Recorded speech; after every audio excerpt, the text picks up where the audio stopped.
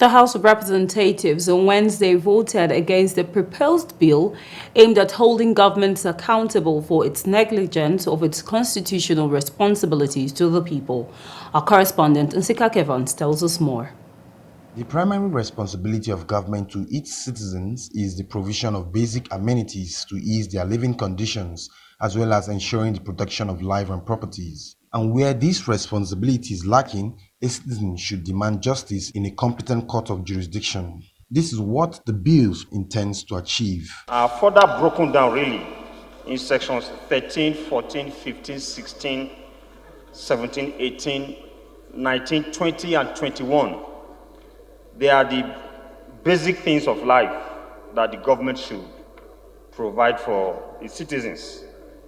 But section 6, sub 6C is in the brief. I will not bother anyone with that.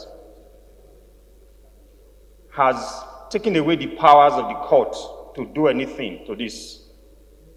So the judicial powers of the courts established under the Constitution of the Federal Republic of Nigeria 1999 as amended are ousted from inquiry into government's adherence to the fundamental objectives and the directive principles of state policy or otherwise.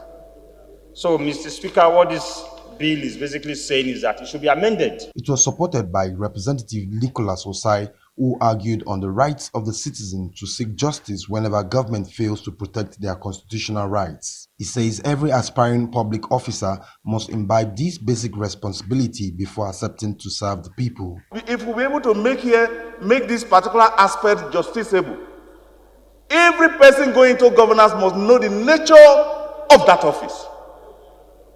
And it's only when you know the nature of that office that you inspire for that office. And if you know you are not going to change the narrative, there's no essence of aspiring to that particular office. We have aspired to defend our people by making sure we have a voice and our voice be heard. That's why we are here. And constantly 360 of us are making our voice heard, clearly and soundly. Mr. Speaker, distinguished honorable colleagues, let's try this road first. However, other lawmakers sees the bill differently. They fear that it will open floodgates of litigations which could distract government. There is no state that will guarantee to the extent of allowing it to be justiciable, putting food on every citizen's table, or providing health care to each and every citizen, to the extent that any act of failure or neglect on the part of the government will make the government liable. It is not achievable. It is utopian in nature. For instance, this government has been giving all kinds of loans and grants to people because of the COVID pandemic. Should you then allow people to sue if they don't get that kind of money? You will collapse the system. That kind of process can never work. It has never been tried anywhere in the world. Even in the US, where he used as an example, you are not empowered to sue the government for not giving you freebies. I call them freebies because it's free. You don't work for it. You cannot sue. If the government is humane and feels that the people need it because of one problem or the other, the government will introduce those kinds of arrangements.